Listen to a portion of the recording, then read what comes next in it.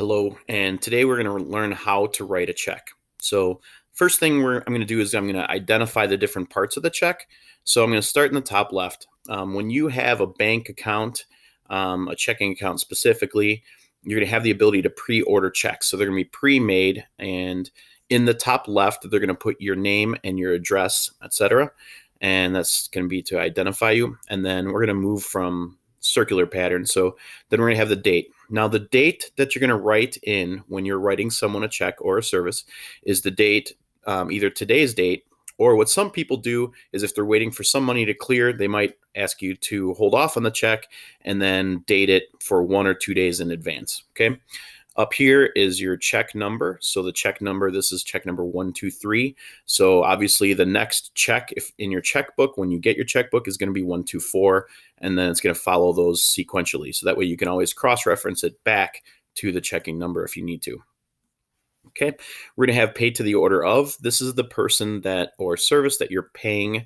Okay, and you're going to write their name in that section or the name of the business, and you would write that out here. So this is the person that's receiving the money. Okay, then in this section, you're going to write the numbers. Now you're going to write the amount of the check twice, and they both should match. Okay, so you're going to write the dollar value here, and then you're going to hand write the numbers in this spot, meaning like you're going to spell out the numbers. Okay, in the bottom left is going to be your memo. Okay, so this is going to be what the check is used for. This way, in 2 or 3 months from now, if you're looking back and you're saying, I don't remember buying anything from the Mart, okay, so you're going to be able to look back, and if you write something in this memo, your financial institution will actually scan your check for you, and you can go back and see what the check was written for back then, so you can decide whether it was fraudulent or not.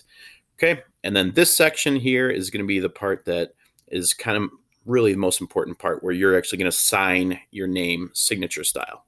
Okay, these numbers here are called routing numbers. Okay, now all banks have their own associated rounding numbers. So when you deposit your when you give your check to someone else, they can go back, and when they deposit it to their checking account, their own bank is going to be able to cross-reference your bank, okay, by looking at these numbers. Okay, these numbers here are next going to be your account. Okay, so what these identifying marks are going to say is, here's the financial institution, and then here is the account that the money is coming from at that financial institution. So that's what these numbers are for. You don't really need to change those numbers or do anything with them, but that's what they are, and that's why they're there. So let's go ahead and let's start to write a check. Just one quick side note, the reason why we still use checks today is because of security purposes. Now, we all know that there's things like Zelle and Venmo out there that are electronic services that allow you to transfer money from one person to another person or from a person to a business. But we still like checks because of the amount of time that it actually takes to process. It's actually a good thing. So if someone comes into your house and they're going to clean your carpets for you or replace your carpets for you, let's say, and you're not sure if they're a shady person or not, you can give them a check. And unlike cash, you can put a stop payment on the check. Okay. And you don't have to worry about trying to track these people down if they are fraudulent services. So we like checks to hang around a little bit for that reason. So because of that, you're going to want to know how to write a check. And most families will still have checks on hand, even though they don't use them as much as we used to in society.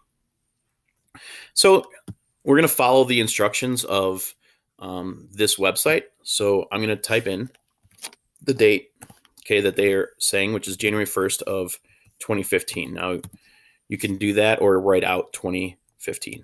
Okay, then pay to the order of. So in this case, we're buying jeans from the Mart. So I'm going to go ahead and type in the Mart.